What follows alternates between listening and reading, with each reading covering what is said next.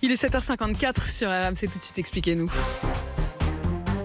Expliquez-nous, Nicolas Poincaré, les tarifs réglementés du gaz qui vont une nouvelle fois augmenter vendredi, une hausse de 12% qui porte à 40% l'augmentation au cours des 4 derniers mois.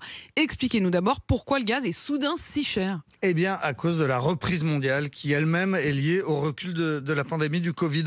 En Chine et en Europe en particulier, l'économie repart très fort. La demande est soutenue dans l'automobile, dans la sidérurgie, l'agroalimentaire, l'aluminium, la chimie. Et ces grands secteurs de l'économie mondiale absorbent à eux seuls 75% de la production de gaz. C'est donc facile à comprendre. La loi de l'offre et de la demande fixe les prix. La demande de gaz est forte, le prix du gaz s'envole. Le cours au niveau mondial a augmenté de presque 300% depuis le début de l'année. Deuxième raison, elle est météorologique. L'hiver dernier a été long et froid dans l'hémisphère nord. On a consommé plus de gaz que d'habitude pour se chauffer. Les stocks sont donc au plus bas et il faut reconstituer ces réserves avant l'hiver. Ça augmente encore la demande. Et qu'en est-il de l'offre ? Est-ce qu'on ne peut pas augmenter la production de gaz ? Alors, la France, non. La France n'a pas de gaz. On importe 99% de ce qu'on consomme. Donc, il faut se tourner vers les pays producteurs. Mais ces pays ne peuvent pas ou ne veulent pas produire plus.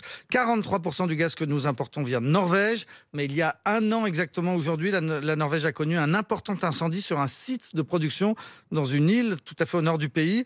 La première usine d'Europe de liquéfaction du gaz est fermée depuis cet accident. Ajoutez à ça des opérations de maintenance sur les plateformes offshore en mer du Nord, et voilà pourquoi la Norvège, qui est donc notre premier fournisseur, ne peut pas augmenter sa production. Et qu'en est-il de la Russie ? La Russie, c'est notre deuxième fournisseur, c'est ça ? Oui, mais là, on est dans une toute autre problématique. Là, on parle géopolitique et enjeux stratégiques. Poutine utilise le gaz comme une arme. Il n'a aucun intérêt en ce moment à augmenter sa production pour faire baisser les prix. Au contraire, il a tout intérêt à faire comprendre aux Européens à quel point ils dépendent de lui pour pouvoir se chauffer. La ministre américaine de l'énergie vient de dénoncer ce qu'elle appelle les manipulations des Russes sur les cours du gaz. Mais les Russes lui ont répondu « cause toujours ». Le bras de fer entre Moscou et Washington porte en particulier sur la construction d'un pipeline Nord Stream 2, un immense tuyau pour acheminer le gaz russe directement en Allemagne en passant sous la mer Baltique. Les Américains, depuis des années, font tout pour empêcher la construction de ce pipeline en sanctionnant les entreprises russes et allemandes qui le construisent.